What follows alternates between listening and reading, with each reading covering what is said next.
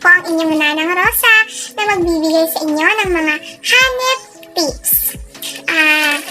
Gumawa ako ng notes. Yan. Para sabi ko babasahin ko na lang. Kasi baka makalimutan ko yung isa o dalawa na tips, diba? Para kahit paano makatulong sa inyo sa mga problema nyo sa buhay, kung paano kayo gagawin ng ganito, ganyan. Parang simpleng tips lang, parang katuwaan lang. Kung susundin nyo or hindi, okay lang naman. Ang video ito ay tungkol sa tips kung paano pumayat.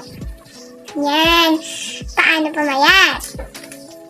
Okay, huwag natin i-pressure yung sarili natin na agad-agad na mabilis tayong pumayat, ganito, dahil ginagawa natin to, bakit di tayo pumapayat agad, parang ganun.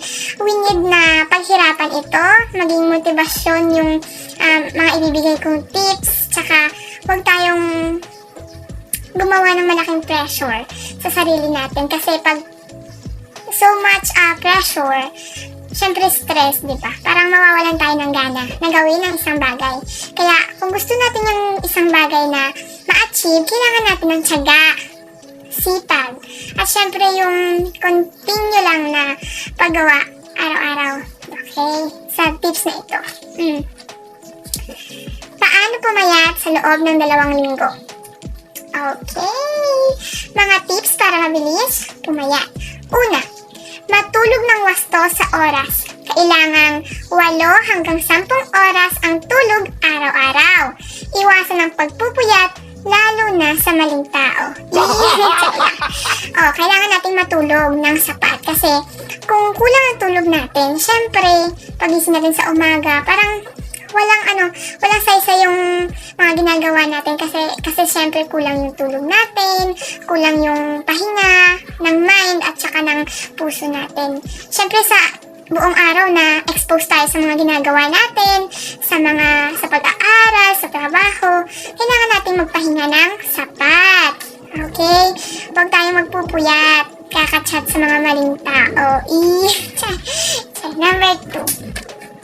Iwasan ang mga pagkain matatamis tulad ng tsokolate at cake. Okay. Iwasan natin yung pagkain ng mga matatamis kasi, di ba, known naman na mas mabilis magpataba ang mga matatamis na pagkain. Number 3. Maging maingat din sa pagkain ng mga mamantikang pagkain dahil mabilis ito magpataba. Katulad ng karne ng baboy, huwag palaging prito, di ba?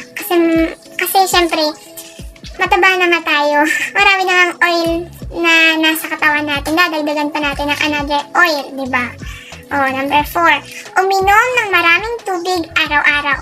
Kailangang 8 hanggang 10 baso ang mauubos sa loob ng isang araw.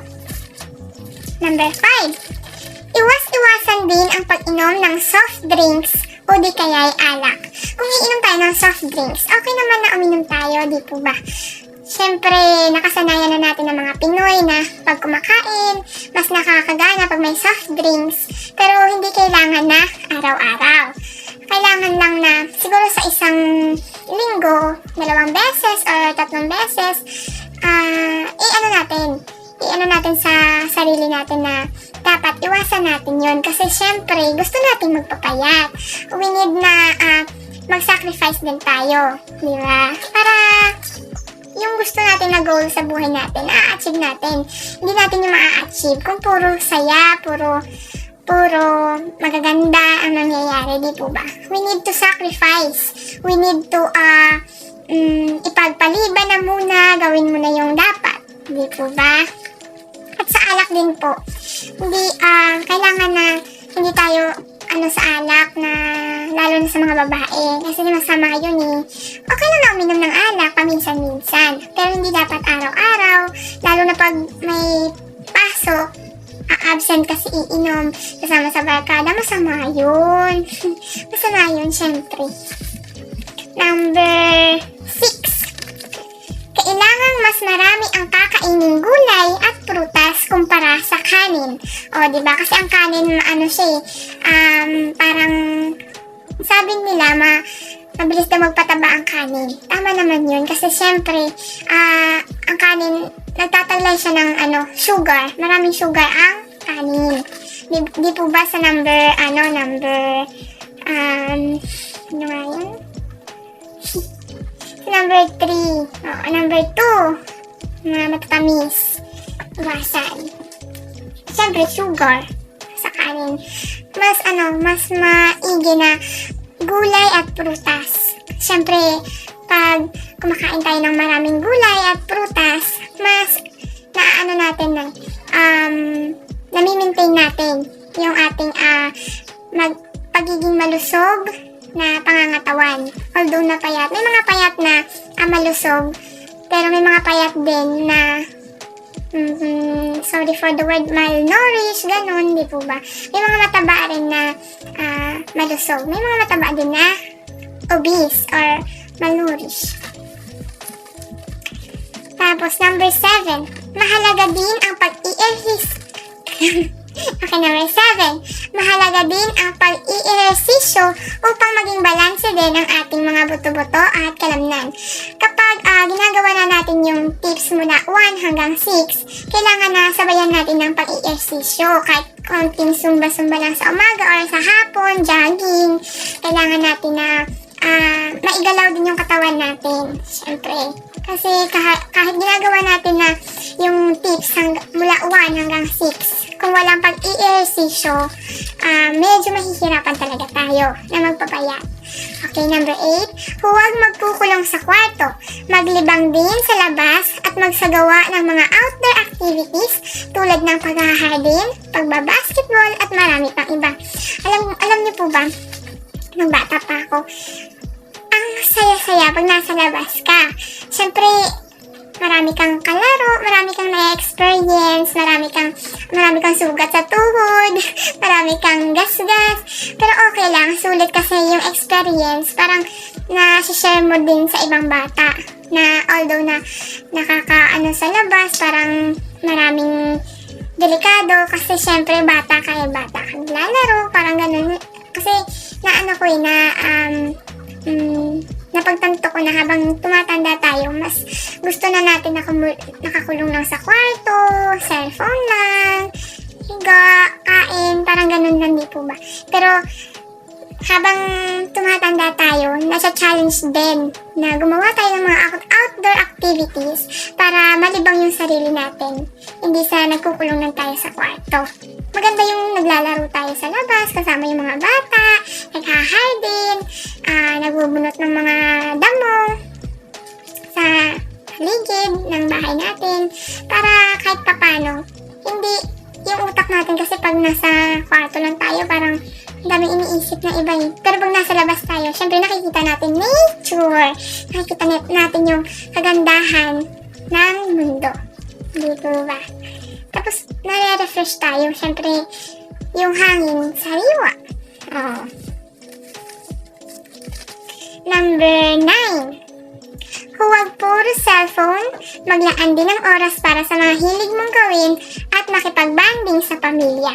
Makakatulong ito sa iyong mental health. O, di po ba?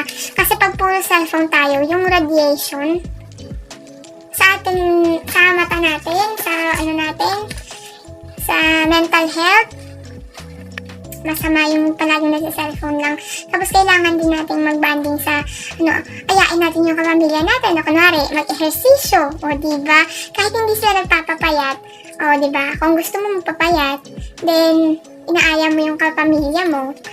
Although na siya hindi nga siya nagpapapayat, ikaw lang. O, diba? Nag-unite kayo. Diba? Nagbabanding kayo kasi kunwari hilig din ng kuya mo, or ng ate mo, ng kapatid mo, ng nanay mo, ng tatay mo, ni lolo, ni lola, ni tita, ni tito, hilig din nila ng Zumba. O, diba? Mag-Zumba kayo. Tapos, pag nagbanding kayo, yung pamilya nyo, diba? Stay strong. Hindi lang ikaw yung nakakakuha ng benefits sa sarili mo, then napapalapit ka pa sa pamilya mo. Di ba? Then, number 10, ang panghuli. Ulitin mo lang ang number 1 hanggang 9 araw-araw at syempre, samahan mo na rin ng sipag at tiyaga. Magtiwala ka rin, syempre sa iyong sarili. Dahil lahat ng ating ninanais sa buhay ay ating makakamit kung malaki ang ating pagtitiwala sa ating mga sarili. Laban lang! Kaya mo yan! Huwag ka... Yun lang po.